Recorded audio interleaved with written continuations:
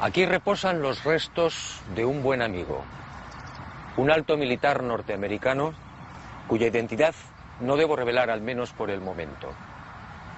Él forma parte de la historia que quiero contarle, una historia oscura que usted probablemente no creerá.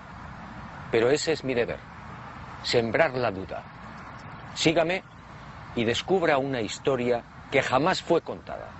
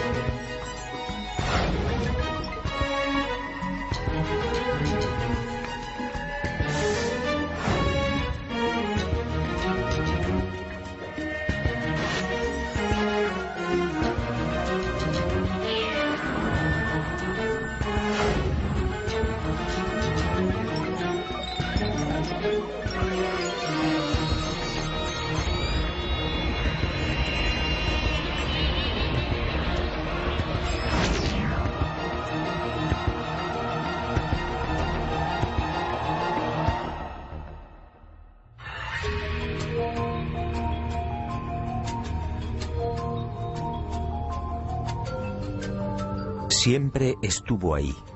El hombre primitivo alzó también la vista hacia ella y sintió curiosidad.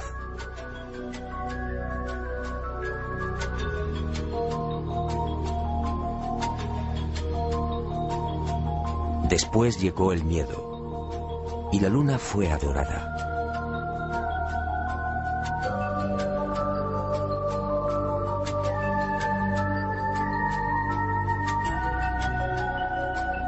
Más adelante los seres humanos la convirtieron en un sueño, a veces bello, a veces terrorífico.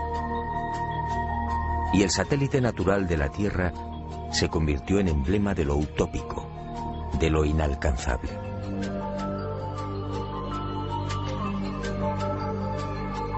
Hasta el siglo XX la Luna fue propiedad de poetas y soñadores. Algunos más audaces llegaron incluso a describirla.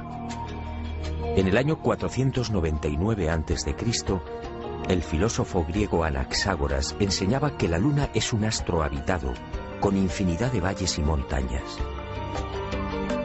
Y otro tanto pensaba Demócrito, el creador de la teoría atómica, nacido también en el siglo V a.C. Pitágoras creía igualmente en una luna viva y habitada. Y su discípulo Filolao iría más allá, asegurando que nuestro satélite natural se hallaba habitado por seres 15 veces más grandes que los humanos. Y acertó al afirmar que el día lunar equivale a 15 días terrestres. Después llegaron los libros. Plutarco, en el siglo I de nuestra era, describe la Luna como una segunda Tierra. Y con los libros, los viajes. Fue hacia el año 160 después de Cristo cuando el griego Luciano de Samosata escribe el primer viaje a la Luna. En su obra Historia verdadera, una tromba de agua arrastra un barco hasta la superficie lunar. Ariosto, en el Orlando Furioso, asegura que la Luna es un gran valle en el que se encuentra todo lo que hemos perdido en la Tierra: riquezas, coronas, honor y esperanza. En 1638 aparece en Inglaterra El hombre en la Luna, otro libro que causa sensación. Su autor, el obispo Francis Godwin, envía a la Luna al aventurero español Domingo González, con la ayuda de una pareja de gansos amaestrados. Fue con Galileo en el siglo XVII, cuando las viejas ideas de los griegos sobre la Luna empiezan a tomar consistencia.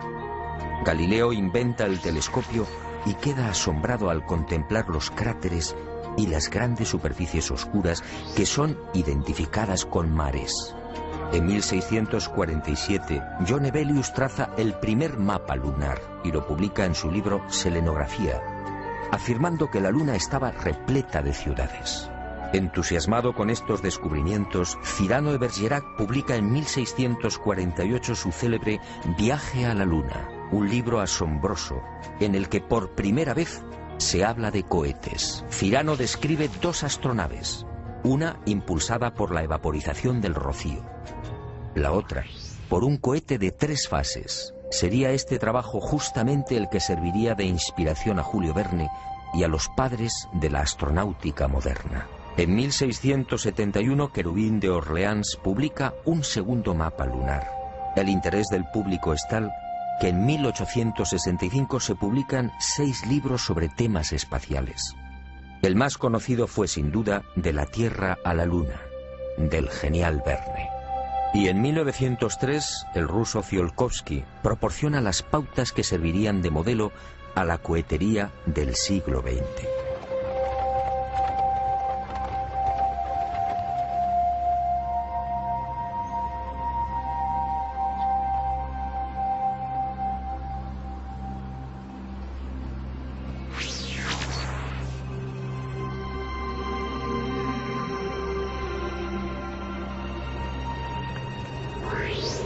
Antes de entrar de lleno en las claves de esta historia, permítame un apunte que guarda estrecha relación con lo que quiero contarle. Sígame de nuevo y guárdelo en su memoria.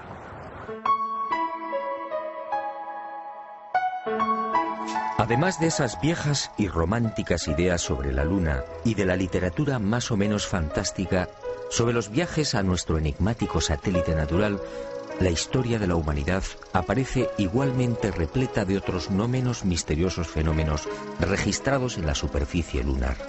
En el verano de 1178, al poco de ponerse el sol, un grupo de monjes de la Catedral de Canterbury observó en el filo de la Luna un formidable resplandor acompañado de gigantescas llamaradas. En 1789, el astrónomo Schroeder contempló atónito una enorme zona iluminada en la llamada región de los Alpes lunares.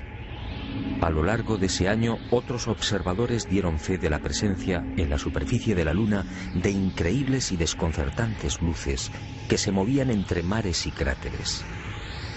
En 1820, el también astrónomo François Arago publicó en los Anales de Química y Física el relato de otra asombrosa observación. Durante un eclipse, toda una formación de luces evolucionó sobre la Luna, manteniendo el orden de vuelo durante los virajes. En 1843, el mencionado astrónomo alemán Johann Schroeder asistió a otro fenómeno para el que tampoco se ha encontrado explicación. Al observar el cráter Linné en el Mar de la Tranquilidad, el científico comprobó algo desconcertante. El citado cráter de unos 7 kilómetros de diámetro cambiaba regularmente de forma. Poco después, para asombro de la comunidad científica, el cráter en cuestión desapareció por completo. ¿Qué había ocurrido? En 1971, Apolo 15 sobrevoló la zona y fotografió Linné. El desconcierto de los astrónomos fue total. El cráter Linné solo tenía 2.700 metros de diámetro y estaba allí. En 1877, el astrónomo inglés Klein fue testigo de otras intensas y rápidas luces que se dirigieron al centro del cráter Platón.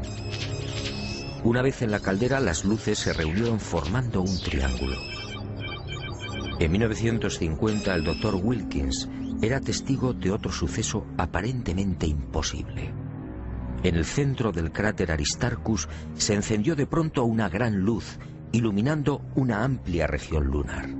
Grandes llamaradas en la superficie de la Luna, luces en formación.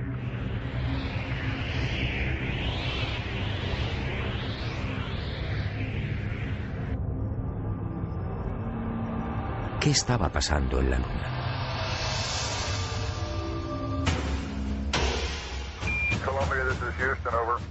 Y en julio de 1969, al fin, el ser humano cumplió su viejo y añorado sueño. El Apolo 11 se posaba en el Mar de la Tranquilidad.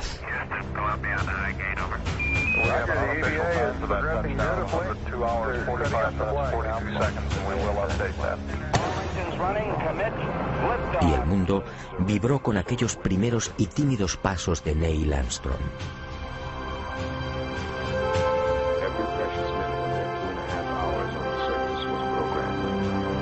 Pero el mundo, una vez más, fue engañado.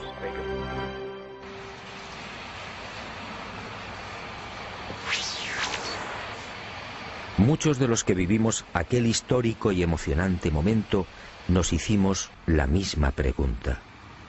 ¿Por qué ese obsesivo interés por conquistar la Luna? Fue el alto militar norteamericano al que me he referido y al que desde ahora llamaré Mirlo Rojo, quien años más tarde respondería con una información que me dejó perplejo. Una información secreta que muy pocos conocen. Las nuevas generaciones no saben o no recuerdan. A la Luna se fue a investigar, sí, y se ha dicho también que fue una cuestión de prestigio. Una especie de apuesta entre soviéticos y norteamericanos.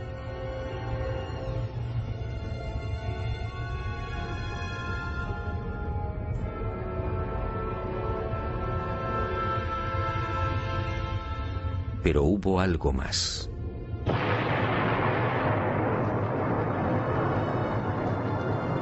En los años 50, tras la amarga experiencia de la Segunda Guerra Mundial, soviéticos y aliados se embarcaron en una loca carrera de armamento. Aquel periodo fue conocido como Guerra Fría. Una peligrosa etapa en la que llegaron a fabricarse 15.000 bombas nucleares y 9.000 misiles intercontinentales. Y de pronto soviéticos y occidentales experimentaron un brusco giro. De la noche a la mañana, sin aparente justificación, la URSS sorprendió al mundo, situando en órbita el primer satélite artificial, el Sputnik. Era el 4 de octubre de 1957. Y armas nucleares y misiles intercontinentales quedaron en segundo plano. ¿Por qué? Y la opinión pública, atónita, asistió a otra sucesión de acontecimientos no menos desconcertante.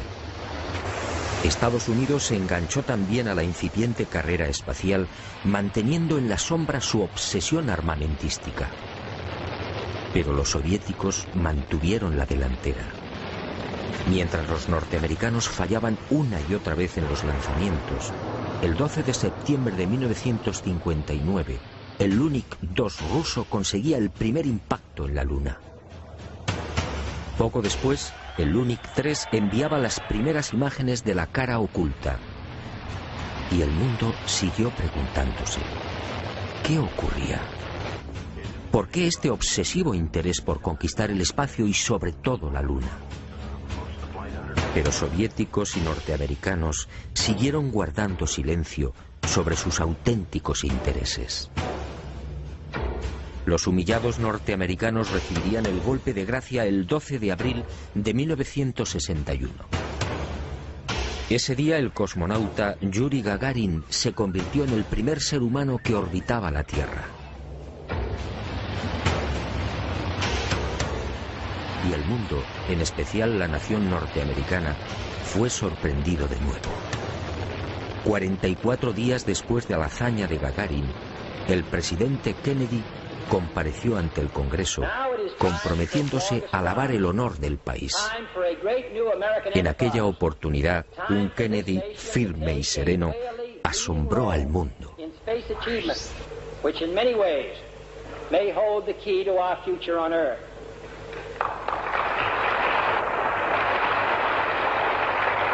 I therefore ask the Congress, above and beyond the increases I have earlier requested for space activities, to provide the funds which are needed to meet the following national goals. First, I believe that this nation should commit itself to achieving the goal, before this decade is out, of landing a man on the moon and returning him safely to the Earth. ¿A qué se debían estas extrañas prisas? ¿Qué estaba ocurriendo? Aparentemente las palabras de Kennedy obedecían a la necesidad de recuperar el prestigio y la hegemonía militar. Y era cierto en parte. La verdad era otra. La verdad llegaría años más tarde y de la mano de Mirlo Rojo. Él confió en mí y me hizo partícipe de su gran secreto. Un secreto tan espectacular como diabólico.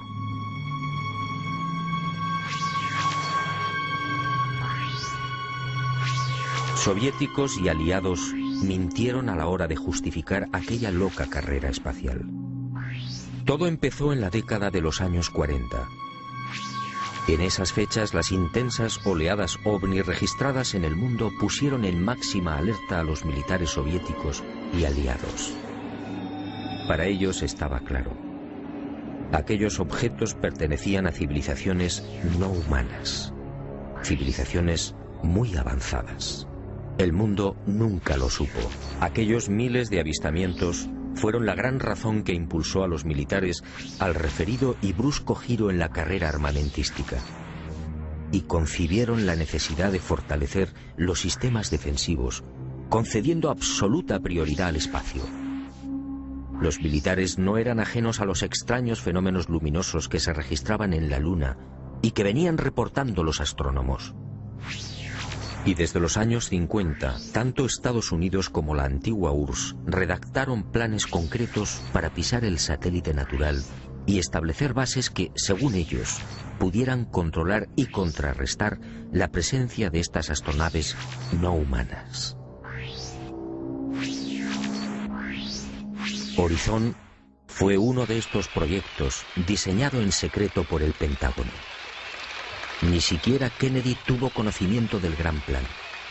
Sencillamente fue engañado.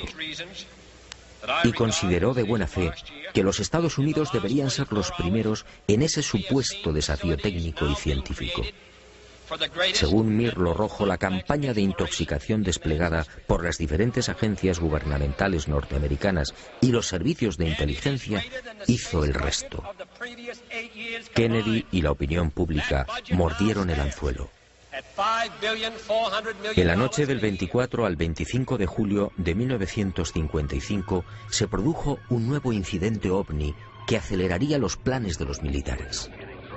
Esa noche los observatorios astronómicos de Leningrado y Monte Palomar descubrieron un gigantesco cilindro a 500 kilómetros de la Tierra, orbitando a 30.000 kilómetros por hora.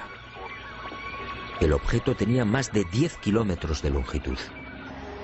Días después, soviéticos, norteamericanos, franceses e ingleses se reunían en secreto en Ginebra, confirmando sus temores.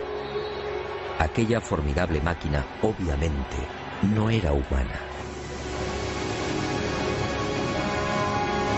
Pero ocurrió algo imprevisto. Los soviéticos no aceptaron los consejos y directrices de los militares aliados para establecer un proyecto conjunto en el control del espacio. Y el 4 de octubre de 1957, ante la sorpresa del mundo y la irritación de los aliados, tomaron la delantera con el ya referido lanzamiento del Sputnik.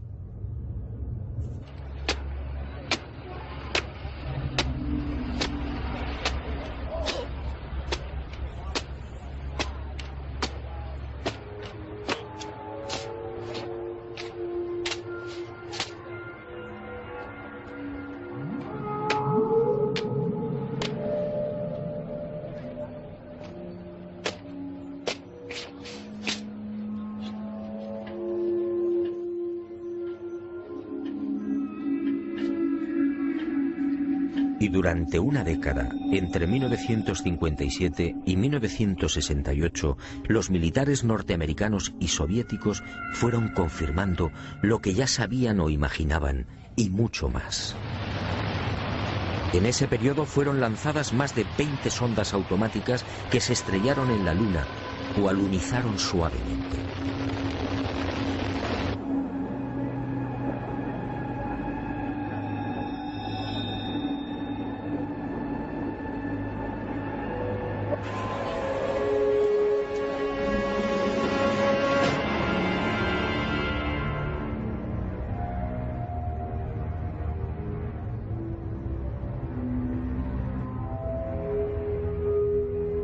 En total, sin contar las imágenes obtenidas por la URSS, la NASA recibió 230.000 fotografías del satélite natural. La Luna fue fotografiada en su totalidad y a muy diferentes alturas. Pero los militares que controlaban y controlan la Agencia Espacial Norteamericana no dieron a conocer muchas de esas imágenes. ¿Por qué? ¿Qué mostraban?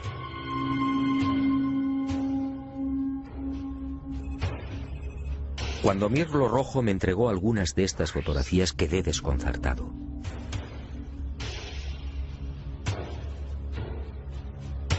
Se trataba de imágenes altamente confidenciales, jamás divulgadas.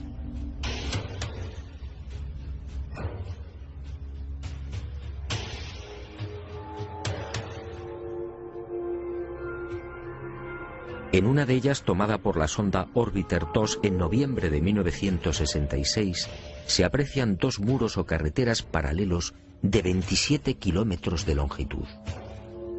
Cada una de estas construcciones totalmente artificiales tiene una anchura aproximada de 450 metros. En el muro o carretera de la derecha se aprecia incluso un curioso detalle. La construcción ha sido alterada rompiendo la impecable línea recta con una curva de 1000 metros. En otra de las fotografías, los militares norteamericanos descubrieron lo que llamaron la Gran Presa, una no menos enigmática construcción de 5 kilómetros de longitud al norte del Mare Imbrium. El 19 de noviembre de 1966, la misma Orbiter 2 captaba a 48 kilómetros de altura y sobre el Mar de la Tranquilidad otra extraña formación. En esta ocasión se trataba de enormes pilares o monolitos perfectamente alineados de 3 en fondo. En total, 30 obeliscos de idéntica altura. Aquello obviamente no podía ser una formación natural. En total, según mi confidente, NASA terminó censurando 900 fotografías. Todas ellas pasaron directamente a los archivos del Pentágono. En ellas se distinguen grandes plataformas, posibles ruinas de edificios o ciudades, carreteras y gigantescas cúpulas. Las sospechas de los militares en efecto se cumplieron y prosiguieron con el plan previsto.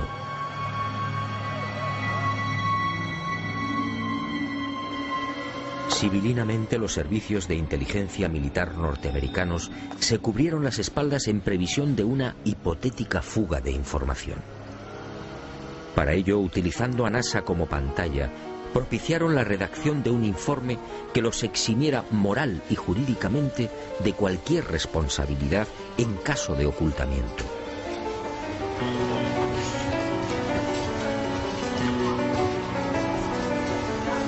Este documento, conocido como Informe Brookings, redactado por prestigiosos científicos, sociólogos, políticos y economistas, fue presentado a la Cámara de Representantes e impreso en abril de 1961.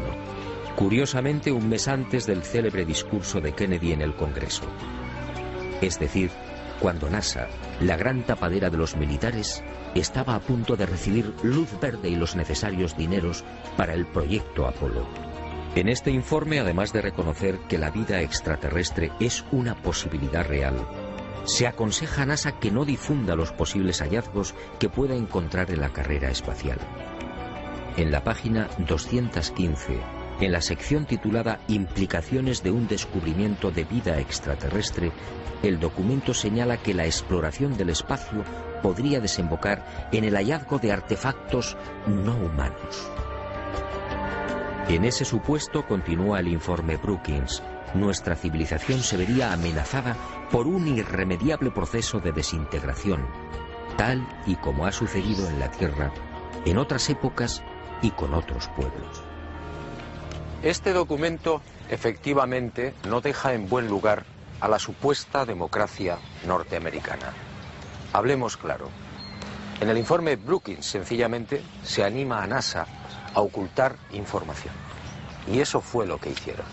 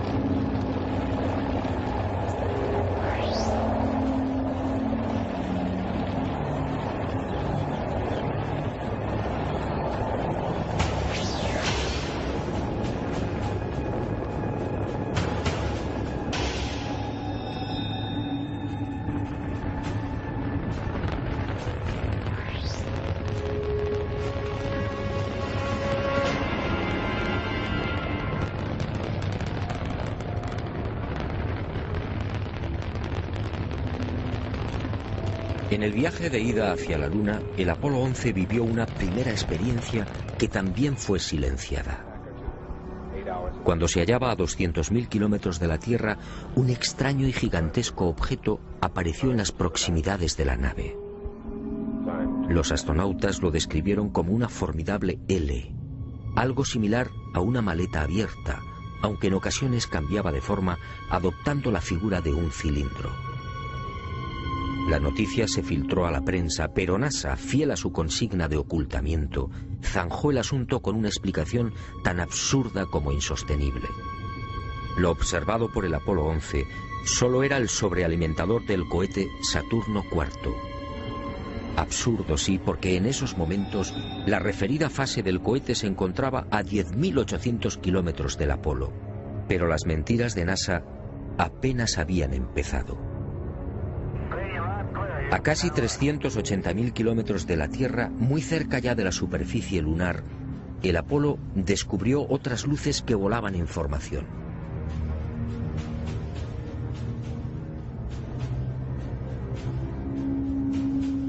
Según Mirlo Rojo, aquellas luces parecían esperar al Apolo 11.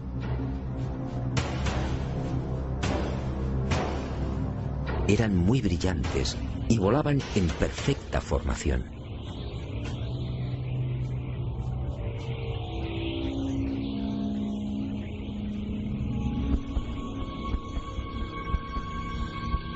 Poco después se alejaron a gran velocidad, desapareciendo hacia la superficie de la Luna. Los astronautas tenían razón. Aquello parecía un recibimiento. Pero lo más espectacular estaba por llegar.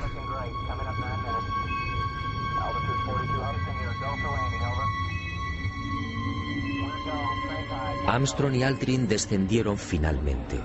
Su compañero Collins permaneció en órbita lunar a 110 kilómetros de altura.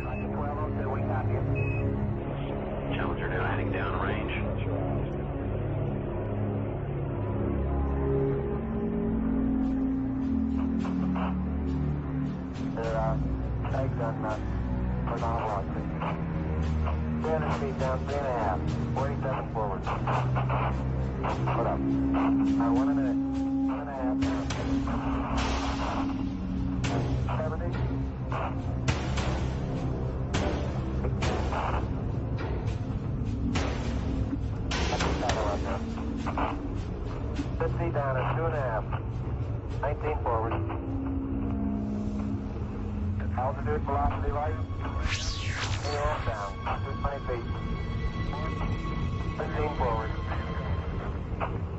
11 forward, 10 down nicely, 200 feet.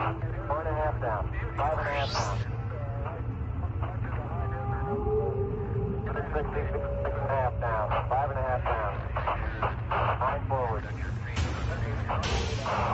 Yes. 620 feet. 100 feet, 3.5 down, 9 forward. 5%. How many bites? 75 feet. That's looking good, down a half. 6 forward. Challenger now heading downrange.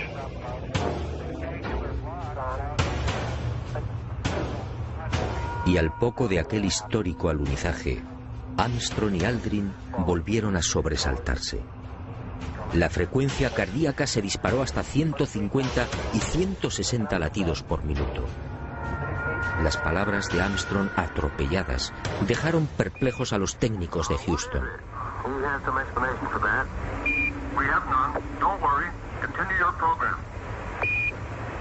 Oh boy, it's really something that was fantastic here. You couldn't ever imagine this. Roger, we know about that. Could you go the other way? Go back the other way. Well, this kind of ridge, pretty spectacular. My God, what is that there? That's a hollow. What the hell is that? Go tango, tango. There's kind of light there now. Al otro lado del cráter, existente a poco más de 60 metros del Águila, habían aparecido unas naves y unos seres, objetos en forma de disco y perfectamente alineados sobre el terreno. Y junto a ellos varios seres muy altos, con trajes blancos y ajustados. Cuando los astronautas, obedeciendo las insistentes órdenes de Houston, trataron de filmar, objetos y seres desaparecieron.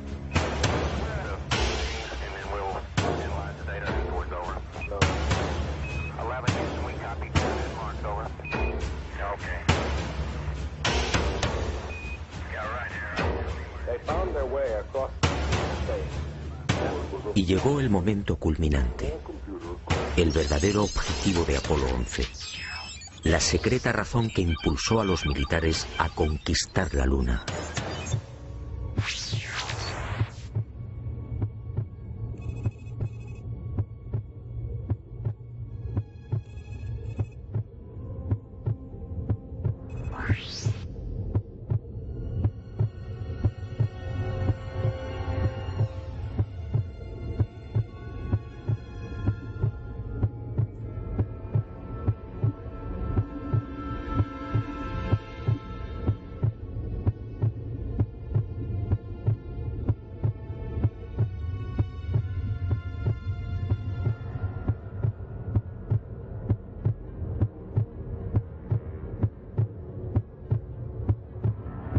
Esta fue la verdad, la única y secreta verdad.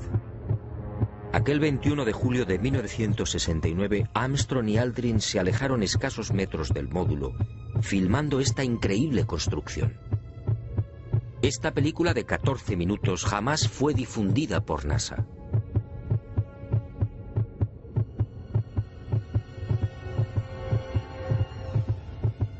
Mirlo Rojo fue uno de los pocos norteamericanos que tuvo acceso a ella. A escasos metros, sí, del Águila. Y no fue casualidad. Todo estaba minuciosamente programado.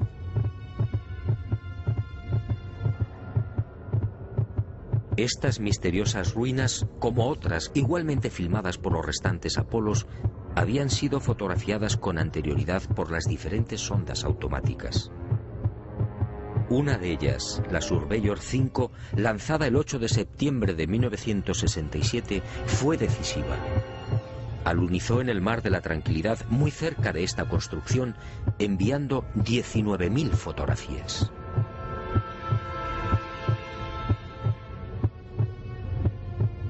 Edificios en ruinas. Edificios en la superficie de la Luna. Edificios aparentemente de una gran antigüedad. Pero, ¿quién los había levantado? Nosotros los humanos, obviamente no. Solo quedaba una respuesta. Esto era obra de una civilización no humana.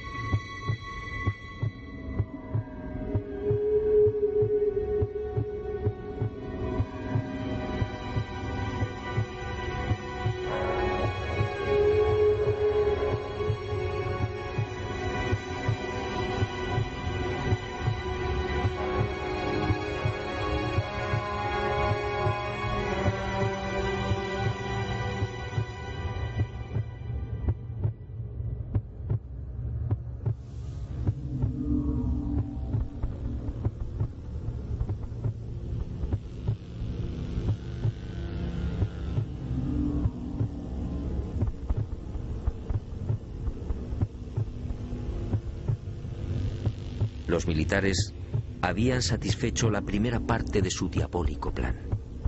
Ahora quedaba la segunda.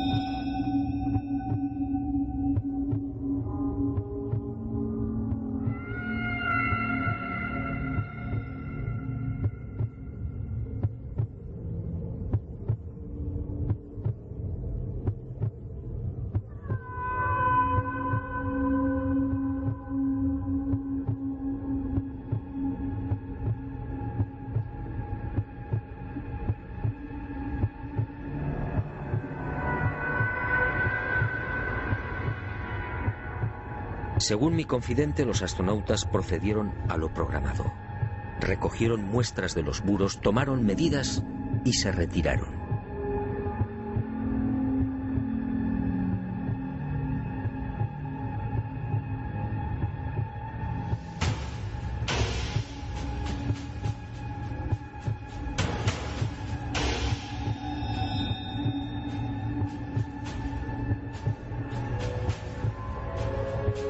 La insólita construcción, muy parecida a un hangar, medía 60 metros de longitud con una altura máxima en los muros de 9 metros. Presentaba 12 huecos o ventanas y una especie de puerta frontal de 5 metros de fondo por 3 de altura. Según los análisis practicados en la Tierra, el material con el que había sido construido era similar al de la superficie lunar. Un 60% de los átomos era oxígeno, con un 0.01% del peso constituido por hidrógeno.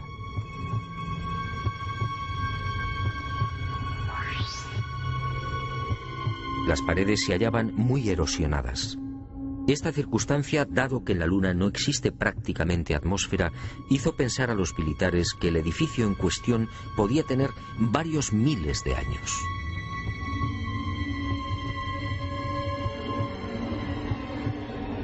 La secreta excursión de Armstrong y Aldrin a este hangar y naturalmente los 14 minutos de película jamás fueron difundidos por NASA. Oficialmente no existen. Pero poco faltó para que la increíble aventura se filtrara a la opinión pública.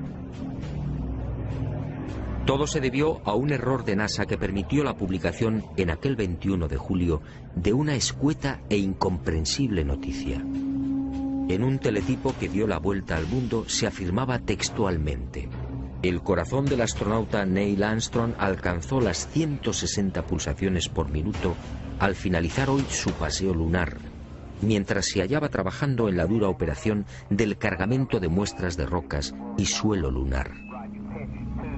El hecho pasó prácticamente desapercibido, pero algunos con toda razón se preguntaron: ¿cómo era posible que Armstrong sufriera semejante aceleración cardíaca en el más que inofensivo y cómodo transporte de rocas lunares. En el delicado descenso del Águila, la frecuencia cardíaca de Armstrong llegó a 156 pulsaciones por minuto. Ahí sí estaba justificada la fuerte alteración del astronauta. En la carga de rocas, en cambio, no tenía sentido.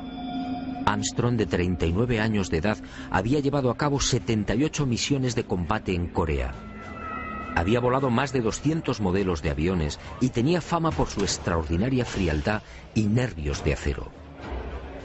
¿Por qué iba a experimentar hasta 160 pulsaciones en la recogida de muestras lunares? La absurda noticia divulgada por Charles Berry, médico de los astronautas, no tuvo en cuenta además otro pequeño gran detalle que invalidó la forzada explicación oficial. Durante las 3 horas que duró el paseo lunar, Armstrong y Aldrin recogieron un total de 25 kilos de rocas. Dado que en la superficie de la Luna existe una gravedad 6 veces menor que la de la Tierra, el peso real de las rocas fue de 4 kilos. 4 kilos repartidos entre 2 astronautas y en diferentes momentos de la excursión lunar.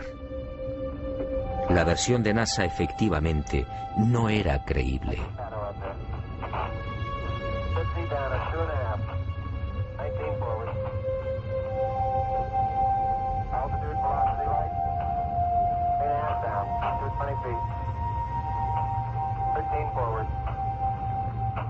Una vez más, mintieron.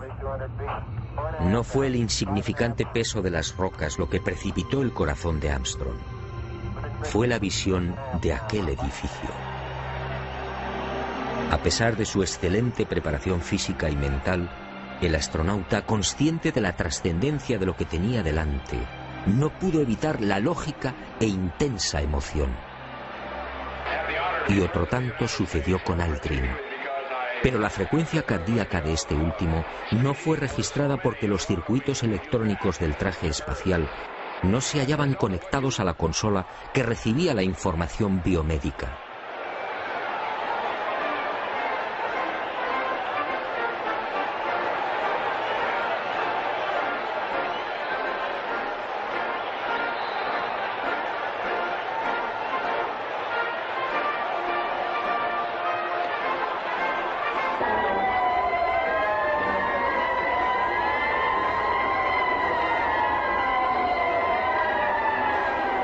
Los hombres del planeta Tierra posaron aquí su pie por primera vez. Julio de 1969. Hemos venido en son de paz, en nombre de toda la humanidad. Así reza el texto de la placa dejada por Apolo 11 en una de las patas del Águila, el módulo lunar que supuestamente todavía sigue en la Luna. ¿En son de paz? Nueva mentira de NASA y de sus propietarios, los militares norteamericanos.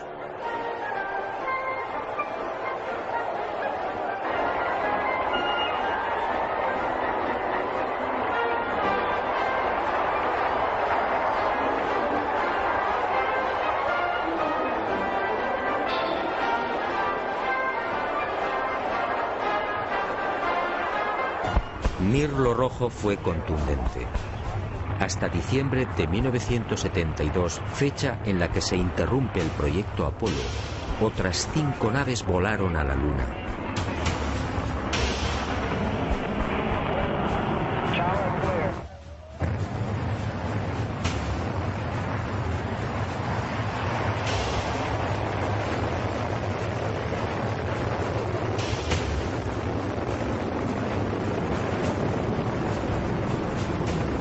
Y volvieron a filmar construcciones. Después, esas edificaciones fueron bombardeadas y destruidas. Y existe la fundada sospecha de que Estados Unidos utilizó armas tácticas nucleares, contaminando la Luna.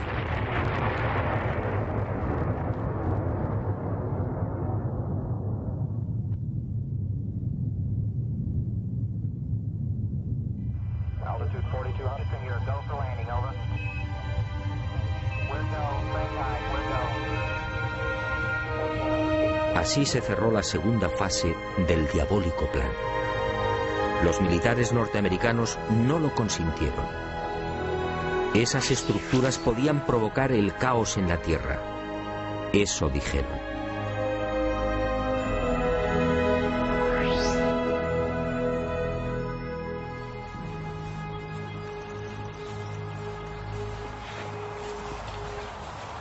Sí, amigo, en los restantes Apolo sucedieron muchas cosas, cosas extrañas y secretas. Pero esa es otra historia que quizá algún día me decida a contar, suponiendo, claro está, que siga vivo. Por cierto, desde aquel diciembre del 72 han transcurrido más de 30 años. ¿Estamos pensando lo mismo? ¿Por qué nunca se volvió a la Luna?